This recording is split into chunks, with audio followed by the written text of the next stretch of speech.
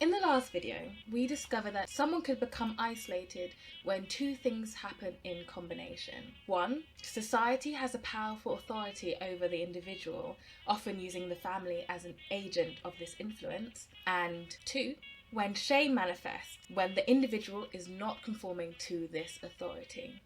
So you're isolated. What are you going to do about it? How are you going to react? One way you can react is resist this isolation. Finding yourself not conforming, an individual has the option to become something they are not, i.e. become unauthentic, taking on the role of a conforming individual. But this is not the only way to resist. The other way to resist is by becoming extremely sincere to others, where the strength of your sincerity is presented at full force, and you confess all authenticity to the whims of external judgment, all in effort to gain acceptance and connection. Will these work against isolation? Which one is a better option for you? Let's get into that. But first, well, hello there. This is Zurich, and right now we're up in the air, where we free fall into books, poetry, and anything else we decide to get into. Now that we're all acquainted, let's make our descent. Geronimo.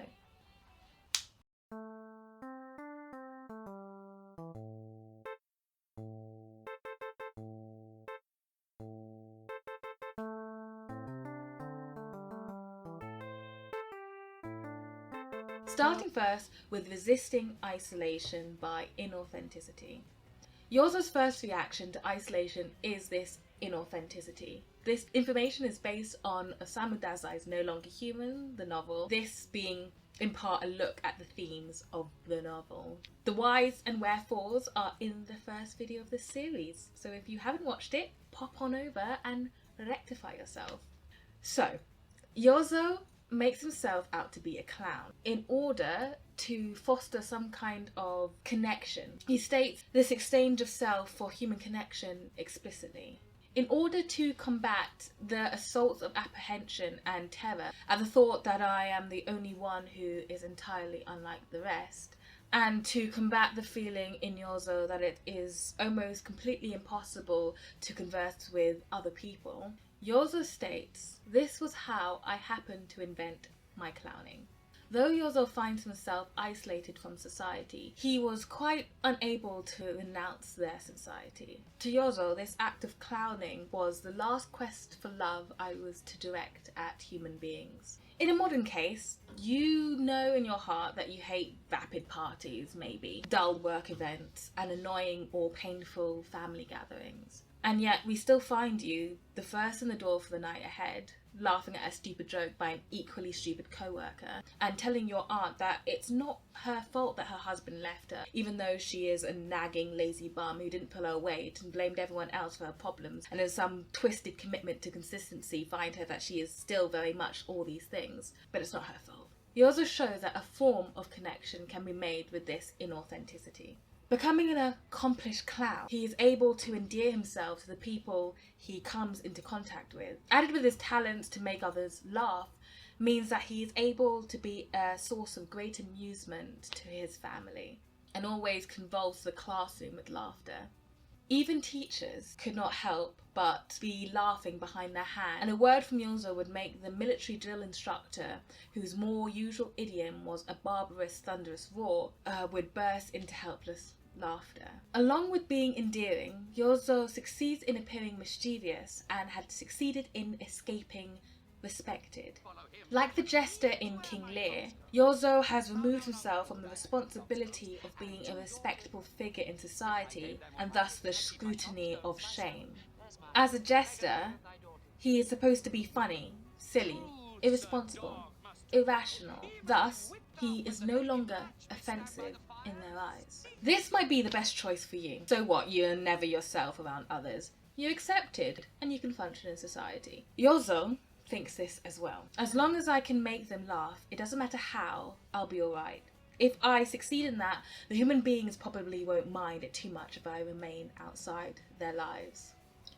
As Bodnoy comments, this sentence conveys an expert synthesizing of the various aspects of the plight of the outsider in wanting to belong, realizing that he has no chance in doing so, thus settling for getting along as the best he can hope for.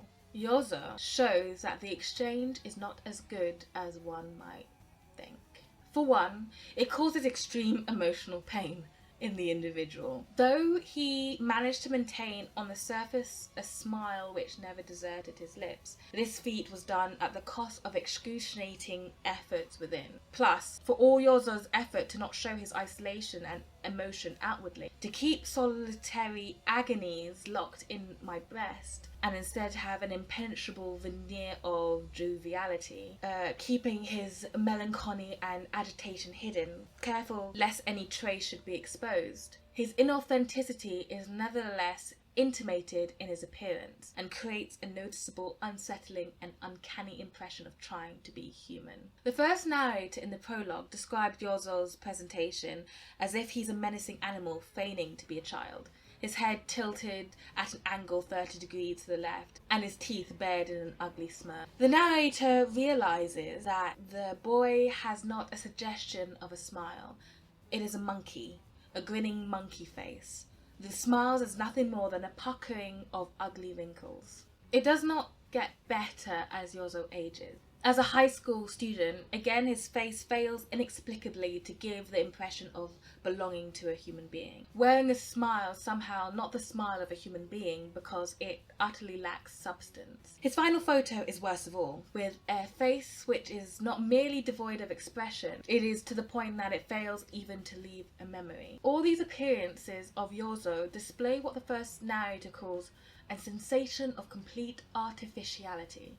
The fact that Yozo's pictures are described among other things as freakish, unclean, nauseating and monstrous suggests that his inauthenticity can be sensed by others, which against designs also sets him apart from authentic presentation. His effort to hide his artificiality ultimately creates a reaction of horror and rejection in the beholder. By some intuition, the beholder sees the simulacrum as it is, and Yozo becomes as isolated as he was before, if not more so.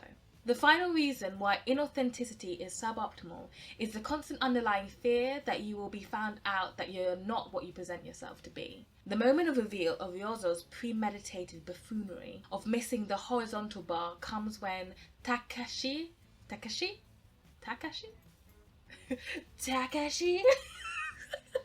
when Takashi murmurs simply, "You did it on purpose."